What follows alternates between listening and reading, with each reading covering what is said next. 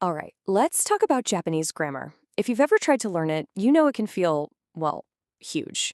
Today, we're going to lay out a map for you, something to guide you from that very first step all the way to the peak. So, yeah, let's jump right in. And for so many learners, that's exactly what it feels like, right? You look up at this massive, intimidating peak of rules and exceptions and all this nuance, and it is so easy to just think, wow, where do I even start with this? But here's the secret. It is a climb, for sure, but it is not an impossible one, not at all. In fact, there is a very clear, really structured path that's already been laid out for us. We just need to know how to read the map. And that map for us is the JLPT, the Japanese Language Proficiency Test. It has 5 levels, from N5, that's the easiest, all the way up to N1, the most advanced. And it gives us this fantastic framework for seeing how Japanese grammar just builds on itself, layer by logical layer. It's the exact roadmap we're going to follow today. We'll kick things off with our roadmap, then we'll get into building the foundation with N5 and N4. After that, we cross the super important N3 bridge, start that final climb to fluency with N2 and N1, and then, finally, we'll enjoy the view from the top. So let's start at the very beginning. Every great expedition, every big climb, it all starts with setting up a solid base camp.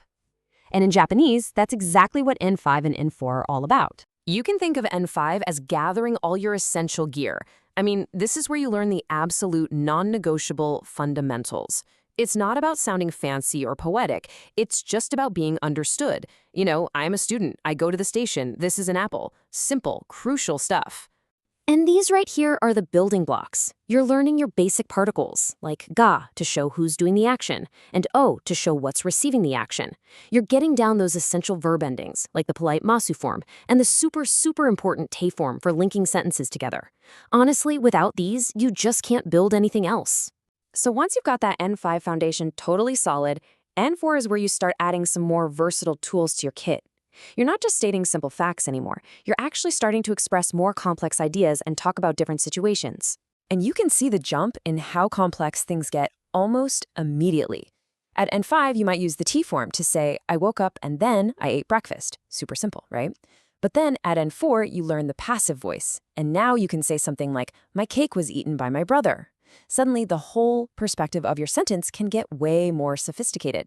A perfect example of this new toolkit is the potential form. This is a game changer. Suddenly, your whole world just opens up. You go from saying, I speak Japanese to I can speak Japanese. This one piece of grammar is a massive leap in how you can describe yourself and what you're capable of. Okay, so our foundation is built. We're ready for what a lot of people think is the most important part of the entire journey, the intermediate level, N3. This is the bridge that takes you from textbook Japanese to how people actually talk in the real world.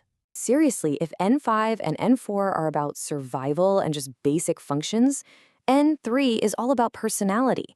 It's where you learn how to really express your opinions, talk about regrets, hypotheticals, all that nuance. Your Japanese starts to sound less like a script you memorized and a lot more like, well, you. Let's look at an example of this added nuance. Check this out. At N4, you learn noni to say something like, even though I studied, I failed. It's pretty neutral, just a statement of fact.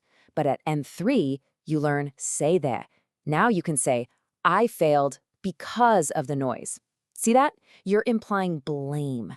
That little shift in tone, that's the magic of N3. And it just keeps going from there. You learn how to say things seem a certain way, or that you heard something is true. You can express relief like, oh, I'm so glad I made it on time, using te yogata.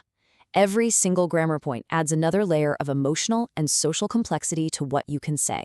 Okay, so we've crossed the bridge. Now it's time to begin the final ascent. N2 and N1.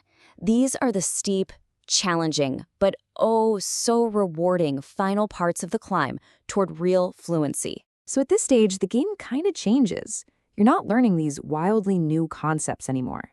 It's much more about learning precision. It's about understanding the tiny, subtle differences between, say, 10 different ways to say because, and knowing exactly which one to use in a business email versus just chatting with a friend. And at this level, it is all about nuance. For example, both N2's ni o tawazu and N1's ni kakawarazu can translate to regardless of, but they are not interchangeable at all. The N2 version is for broad expected categories, like we're hiring regardless of age or gender. The N1 version is for more specific, contrasting situations, which we're about to see. And this is a classic N1 grammar point. It builds on that N2 idea, but it adds this extra layer of formality and a really specific nuance about circumstances or outcomes. It's the kind of language you'd see in a formal contract or an official notice. And here's a perfect real-world example right from our source material. Ryu no ika ni kakawaraze. This isn't just saying regardless of the reason. No, the nuance is more like whatever the reason may be, regardless of its very nature or content. That level of precision and formality, that's the hallmark of N1 grammar. So when you really think about it, getting to the N2 and N1 levels is like becoming a master craftsman. You've got this huge toolbox filled with very similar, very specialized tools. And fluency is just knowing exactly which precise tool to pick for the specific job you have to do right now. And just like that, we've made the climb. So let's just take a moment here at the peak and look back at the path we just took to get here. You can really see how it's this logical progression, right? You start with that solid N5 foundation, you build right on top of it with the N4 expansion. You cross the N3 bridge into truly nuanced communication. And then you just hone your skills to a razor's edge with N2 precision and finally N1 mastery. And that right there is the most important thing to take away from all this. That huge grammar mountain.